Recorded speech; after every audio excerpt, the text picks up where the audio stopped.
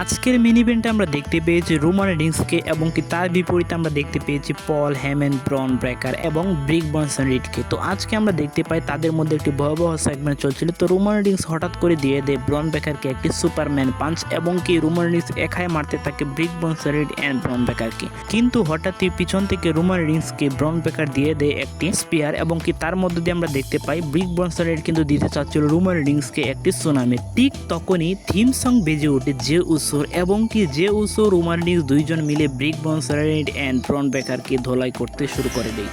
তো তার মধ্য দিয়ে কিন্তু শেষ হয়ে গিয়েছে আজকে রয়ের মেইন ইভেন্টটি।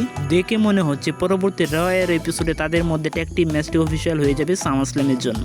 এছাড়া আজকে রয়ের কিক অফে আমরা দেখতে পেয়েছিলাম গুন্থার অ্যান্ড সিএম পাঙ্কের মধ্যে একটি প্রোমো সেগমেন্ট। তো সেই সেগমেন্টে একটি ভয়াবহ সেগমেন্ট ছিল আমি বলবো, এবং কি আমরা পরবর্তীতে দেখতে পেয়েছি সেই মাস অ্যান্ড রুসেভের মধ্যে একটি সিঙ্গেল ম্যাচ। তো লাস্ট ম্যাচগুলোতে আমরা দেখতে পেয়েছিলাম সেখানে রুসেভ জয়লাভ করেছিল।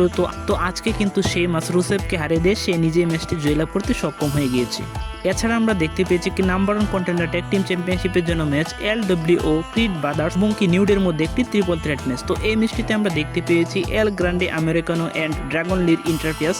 তো শেষ পর্যন্ত কিন্তু ম্যাচটিতে জয়লাভ করতে পেরেছে এলডব্লিউও। তো এলডব্লিউও ভার্সেস দ্য জাজমেন্টের মধ্যে কিন্তু আমরা একটি ট্যাগ টিম ম্যাচ দেখতে পাবো খুব শীঘ্রই। এছাড়া আমরা দেখতে পেয়েছি স্টিফেনি বেকিয়ার ভার্সেস ইও স্কাইয়ের মধ্যে একটি সিঙ্গেল ম্যাচ। বাট এই ম্যাচটিতে আমরা দেখতে পাই যে ম্যাচটিতে ইন্টারফেয়ার্স ঘটায় চেলসি গ্রিন অ্যান্ড তার টিম মেম্বাররা, যার মাধ্যমে ম্যাচটি ডিসকুয়ালিফিকেশনের মাধ্যমে শেষ হয়ে যায়। এবং কি আমরা দেখতে পাই চলে আসে নেমি এসে অ্যাটাক করতে শুরু করে দেয় ইও স্কাইকে। তো শেষ পর্যন্ত আমরা দেখতে পাই চলে আসে রিয়া রেপ্লি এসে চেলসি গ্রিনের টিম মেম্বার এবং কি নেমিকে ধলাই করতে শুরু করি। তো এর মাধ্যমে শেষ হয়ে গিয়েছে আজকের এই ম্যাচ বা এই সেগমেন্টটি। এবং কি আমরা দেখতে পেয়েছি আরও একটি ভয়ানক ম্যাচ, কেননা আমরা দেখতে পেয়েছি কেরিয়ান ক্রস ভার্সেস সেমি জেনের মধ্যে একটি সিঙ্গেল ম্যাচ। তো এই ম্যাচটি একটি ভালো বা ভয়ানক ম্যাচ ছিল। তো ম্যাচটিতে কিন্তু আজকে আমরা দেখতে পেয়েছি কেরিয়ান ক্রস জয়লাভ করতে সক্ষম হয়ে গিয়েছি। তো নাইট অফ চ্যাম্পিয়নশিপে লাস্ট ম্যাচে আমরা দেখতে পেয়েছিলাম সেখানে সেমি জেন জয়লাভ করেছিল। তো আজকে কিন্তু কেরিয়ান ক্রস জয়লাভ করতে সক্ষম হয়ে গিয়েছে।